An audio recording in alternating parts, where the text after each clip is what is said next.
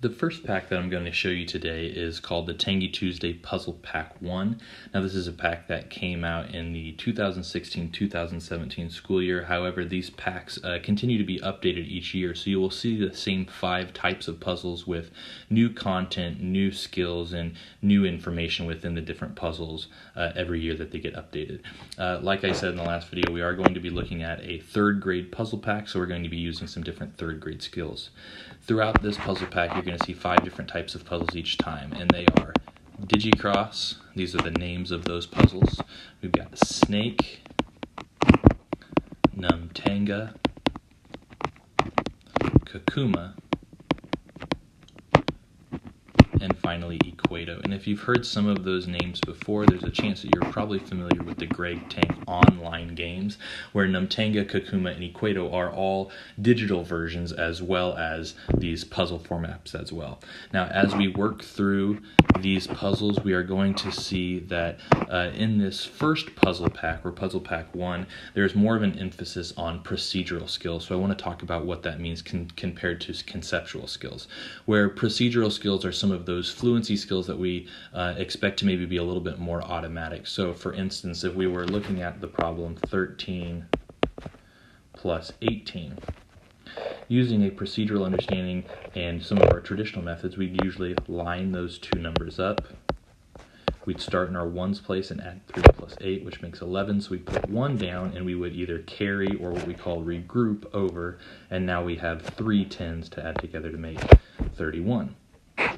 Now, with a conceptual understanding, there might be some different ways that you go about trying to solve that exact same problem. So you might look at 13 and 18, and you might realize that this 8 and 18 can actually be split into 7 and 1. And by combining 13 and 7, you've now made 20, and you've got that extra 1 that you can tack on.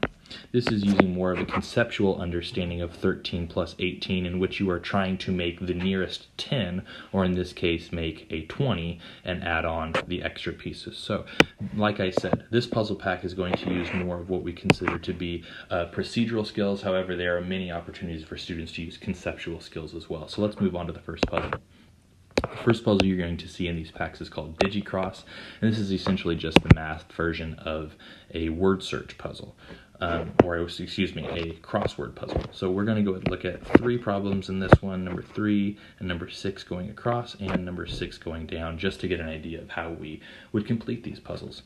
So in these puzzles, you are going to use the questions down below like you would in a regular crossword puzzle. So we're going to look at number 3, the area of a square with a side of 2. In 3rd grade, students are starting to explore area more, and knowing that a square has 4 equal sides. If one side is 2, the other sides are going to be 2 as well.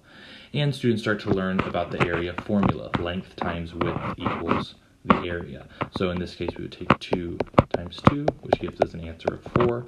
But students can't just use the number form. They actually have to come down and use the word form and put it up into the crossword. So students are having to understand the connection between the name, the number name, in written form and in the standard form as well. Let's go ahead and look at question number 6, where they're asking students 506 plus 242 is the same as or equal to 700 plus blank plus 8. So essentially what we're doing is we're looking at this equal sign there as kind of the balance of a scale, and each side of that equation need to equal out with each other. So if we look at our ones place, we can see we have 6 ones and 2 ones, which is equal to 8 ones. We also have 500s and 200s, which is equal to our 700s. So if we look at our tens place, we have 0 tens and 4 tens, which is the same as 4 tens or 40.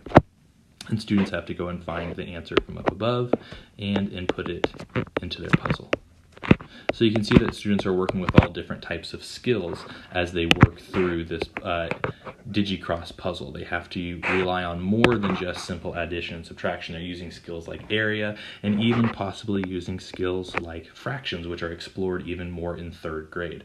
So in this case, they're asking for 1 of 4 equal parts. And if we take our model and split it into 4 equal parts, we can see that one of them is equal to a 4th of that total. So we would put 4th in here. Students would just continue answering the different questions and using the different answers below to fill in the rest of the puzzle.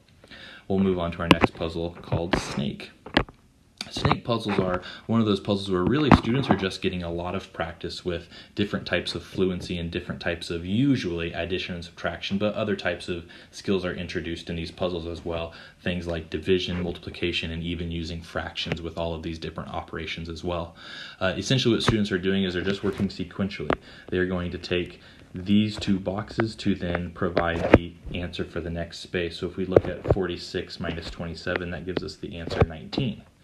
Now they're going to take 19 minus 2 to get the answer to their next space. And students are just going to continue working sequentially through the rest of this puzzle, answering each of these spaces and inputting the information in there, until eventually they should get to the final part of the puzzle, in this case 28. So hopefully through all their work they would have ended up with 40 in this box, and they can now solve for 40 minus 12 to get their answer of 28. You'll see that there is actually a second snake puzzle on this page, so students who enjoy these snake puzzles have a chance to actually complete 2 of them when working on this puzzle pack. Let's go ahead and look at the next puzzle, which is called Numtanga. Now, like I said, Numtanga is also a game on the Greg Tang Math website as well, so students are maybe familiar with the idea of Numtanga. But what you're doing in Numtanga is you essentially have different cards, and in those cards there are 4 different types of representations of numbers. Now, in this case, they are just representing simple numbers, but sometimes these might be representing measurements, they might be representing fractions. Depending on the grade level and the type of year and the type of skill that's being used, there are going to be different pieces of information in these puzzles. Essentially what you're trying to do is you're trying to find the one similarity between these 2 cards in the puzzle. In the physical version of the game Numtanga, an entire deck of cards, each 2 cards, or any 2 cards, will have exactly one thing in common. So no matter which 2 cards you pull out, there's going to be one thing in common and only one thing in common. So if we look between these first 2 numbers here, we can see 20 plus 1 is the same as the number, or the word form, of 21. So we would write 21 in the box there. If we look at these 2 cards here, we can see that the standard form 19 is the same as the expanded form 10 plus 9. Students would continue working through these different puzzles to find those similarities until each of these boxes has been filled in. In this case, students are having to use more of a conceptual understanding and meld it with their procedural understanding in order to find the commonalities between these different boxes. We're going to go to the next puzzle, which is probably the most popular type of Greg Tang puzzle, probably his most popular game online as well. It's called Kakuma. And essentially in what you're doing in Kakuma is that you are looking at one piece of the puzzle and you are trying to find what we call a fact family or number family. In this case, we are going to be using addition to add 2 numbers from this puzzle together in order to find a third. So in this case, we can see that 13 and 7 add to make 20. And what we're going to do is we're going to take that answer of 20 and we're going to put it in this same spot down below at the bottom of the puzzle. If we continue working, we might see that 2 and 6 make 8. We put that down below. 16 and 5 make 21. We're going to put that down below, and we'll keep going until we have a final puzzle that we can complete down below, where students have one final addition family that they need to find in order to solve for the final answer to their puzzle. So in this case, we have 9 and 6 make 15, and now we've got one final puzzle down below here that students can go ahead and solve. Now, what this puzzle makes students do is that even though the answer is sitting right in front of them, it can be very difficult to find. So students are doing crazy amounts of mental calculation. In this case, they're doing crazy amounts of addition just in their head, just to find one simple partnership that makes a third number. This also helps relate the idea of number bonds to students, which they're using heavily in all of their different classrooms. And then they finally have one final puzzle down below where we could use 15 and 8 to make 23. Like I said, Kakuma is one of the most popular puzzles and games on the Greg Tang Math website, where students can actually use other skills like multiplication as well. So we're going to move on to the final puzzle, which is called Equato. And Equato kind of takes us back to that idea of the equal sign being as kind of like the balance to a scale. The two different sides of the equation have to balance out and mean the same thing. So in this case, students are going to be using the different numbers from the bank up top to input them into the different blank spaces down below in order to make all of the equations correct. Now, one important note is that students are only ever going to be working from top to bottom or from left to right. They're never going to go around a corner.